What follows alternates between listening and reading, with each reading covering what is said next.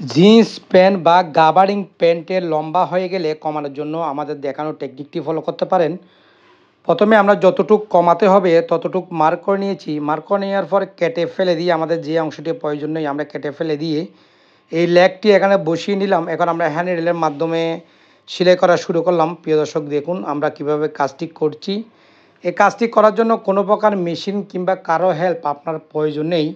আপনার টাকা এবং সময় বাঁচাতে আমাদের দেখানো টেকনিকটি ফলো করে ঘরে বসে শুধুমাত্র হ্যান্ড নিডেলের মাধ্যমে চাইলে খুব সহজেই কাজটি করতে পারেন। দেখুন আমরা সেলাই কীভাবে করছি।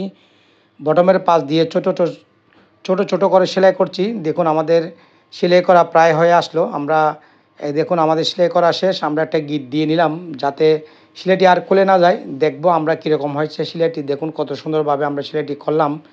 এখন বাড়তি অংশটা থেকে যেন আঁশ বা সুতা বের হয়ে না আসে, সেজন্য আমরা হ্যান্ড রেলের মাধ্যমে আমরা ওভারলকের মতো করে দিব যাতে এখান থেকে আঁশ বা সুতা আর বের হয়ে না আসে। যখন আমরা ওয়াশ করতে যাব তখনই এই ওভারলকটি করা একদম সহজ। শুধুমাত্র নিডেল ঢুকিয়ে যে দুটো সুতার মাঝখানে নিডেলটা বার করলেই একদম ওভারলকের মতো হয়ে যায়।